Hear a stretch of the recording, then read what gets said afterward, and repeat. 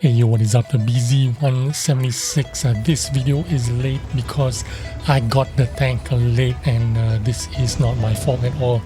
But here we go, BZ-176 reaction video. Now this tank has been changed up a little bit from the time that it was being tested until the time it was released.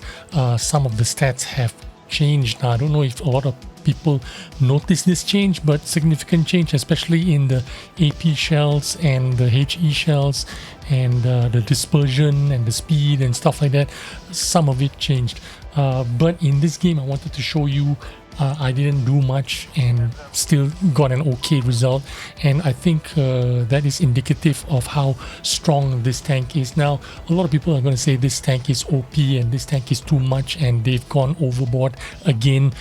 This game is being power crept by all these overpowered heavy tanks in tier 8 premiums, and to be honest with you, this tank is just about as powerful as a Skoda T56. Now the Skoda T56, yes, it's OP. Is it overboard? Is it too much? That's for different interpretations. Everybody has got different opinion on that. I think it is a little bit powerful, and the BZ-176 is about the same standard as a Skoda T56. I wouldn't say it's impossible to defeat, but it is kind of powerful, just like a Skoda T56. Now, like I said, this tank went through some changes just before it was released, including the top speed. It was supposed to be 52 kilometers an hour with the boosters. Now it is only 45 kilometers an hour with the boosters. Boosters remain the same, 4-piece boosters, 10-second duration, 5-second of cooldown time. Hull armor and turret armor remain the same, but the damage output was changed. It was supposed to be 1100 damage for the standard shells and 800 damage for the premium shells, but they changed it to 650 damage for the standard shells, and the premium shells is HE with 800 damage. The penetration was changed as well. It was supposed to be 75 millimeters of penetration for 1100 damage. They've changed it now to 208 penetration, very high penetration, but only 650 damage. I say only, it's still a lot of damage, and I'm telling you, 650 damage and 800 damage, not a lot to choose from. Of course, the premium shells is now HE with 225 penetration. Yes, it's very high penetration for HE damage, but you don't pen a lot with HE to begin with. Even though it's 225 penetration, you don't get to pen a lot of stuff with it. If you want reliable pen, you need to pick the AP shells with 208 penetration. Now in this game I'm not doing very much, but you see me picking out you see me picking out that cupola there, and I managed to pen that TNH 108 with the HE 800 damage shell. I got an 815 roll, but it doesn't happen a lot. It is difficult to pen your shots, especially with your dispersion down to 0.44 dispersion. When this tank was being tested, it was supposed to be 0.38 dispersion, really good dispersion, and really low moving dispersions. The moving dispersion was supposed to be 0.20. That was the proposed moving dispersion. So this was supposed to be a gun that was supposed to be a pretty good accuracy to begin with, but in this iteration, where the way it was released, they decided to release it with a 0.44 dispersion and 0.25 moving dispersion. So you're going to spend a lot of time trying to improve the aim of this gun, improve the accuracy of this gun.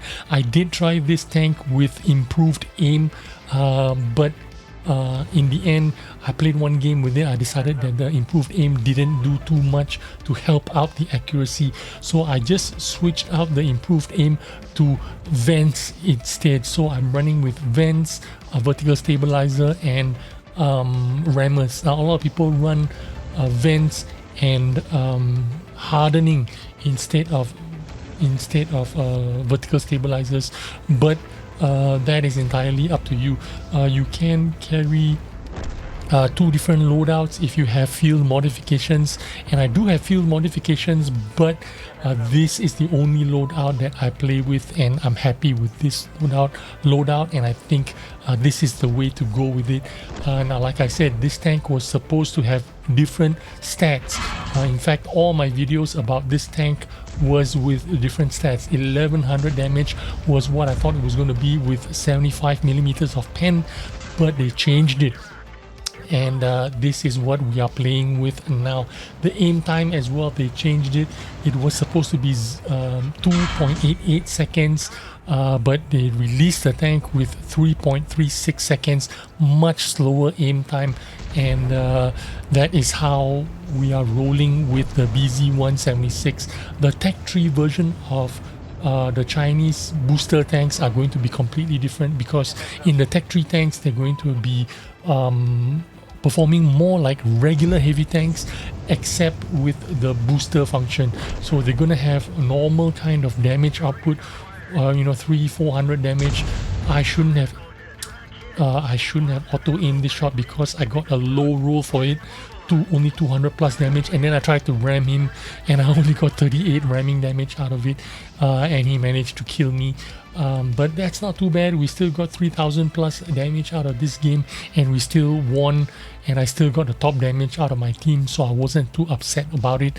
But let's move on to the next game, which is in Overlord. And Overlord, I still decide to stick with this loadout, which is the vents, although I'm using purple vents, vertical stabilizers and rammers. I'm going to use 2 boosters to get to my my early game location that I want to go to, and this is what you will experience with a lot in the BZ-176. You want to use, I think, minimum 1 or 2 boosters in the beginning of the game just to get you to that early location.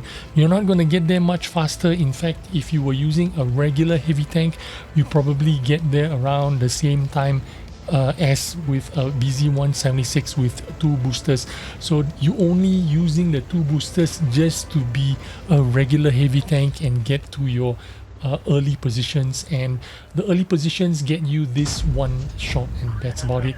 So I got 400 damage out of those 2 booster shots.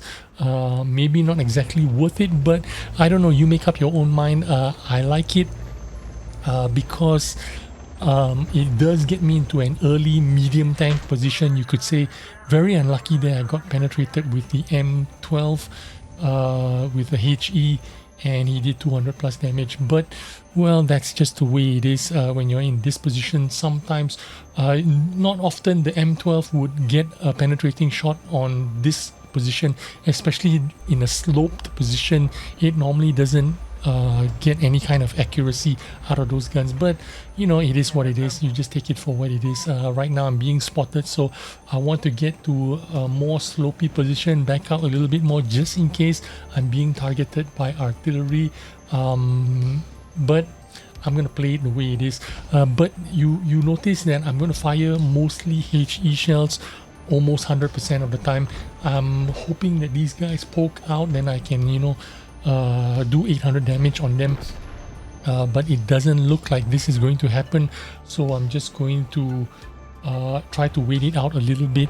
You do want to be a bit aggressive when you're playing the BZ-176, because as you know, nowadays games in tier 8s, any kind of matchmaker, you know, you're looking at 5-minute, 6-minute gameplay, and because this tank is so slow, you want to be aggressive early in the game and during mid game, because if you're not, you're going to lose out on a lot of damage potential. And I'm being a little bit restless here. The game is going by very quickly. It's already 3-2. You know, a lot of tanks already losing a lot of HP. If I don't make a move now, I'm not going to get any kind of damage into this game. So when you're playing the BZ-176 or any kind of heavy tank, slow tank, you need to move quickly, you need to react quickly, you need to do something early and quick. I noticed the Revolurise on top there. He's being aggressive because he noticed that I'm already out of position. I'm going to use my boosters just so that I can catch him. Now when you're in your boosters, you can't turn your tank a lot, so you have to aim your tank relatively straight before you deploy the boosters. I managed to get him here. 900 roll for that HE shell that I managed to pen him with, and he is chasing after me. I'm trying to alert my Tiger 2 tank here to help me out in case this guy is going to get the reload on me. He decides to ram me, and I'm going to ram him as well, and I managed to get 400 plus damage out of ramming him, and then I finish him off as well. 9-4. This game is going to be over pretty soon. I've got 2.5k damage already.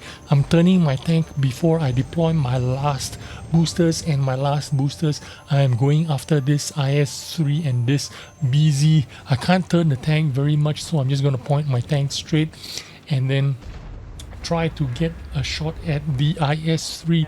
I shoot him, but the shell dips and it hits his track, and I don't get any damage out of it. That is really sad. I only got 375 damage out of it because I got his tracks. It didn't penetrate, so pretty sad boy here, but the tank reloads and I finish him off with 196 damage there. Now I'm trying to avoid the other BZ. What I should have, I made a mistake here. Instead of side scraping, I should have drove up to this slope here so that I will, go show him my upper hull, and he probably wouldn't be able to pen me there with his HE shell. But nevertheless, I still get the top of his turret here with my HE and finish him off, and the game is already over 5 minutes. This tank is an interesting tank. It is a super hilarious fun tank. Is it an OP tank? Not really a super OP tank, just as OP as a T56. But if you're going to gamble and spend money on boxes, is this tank worth getting? Yes, it is worth getting. It is hilariously stupid and a lot of fun. Is it OP? A little bit OP, just as OP as a T56, not more OP than the T56 in my opinion. I hope you enjoyed this video, and I will see you on the next one. Bye bye.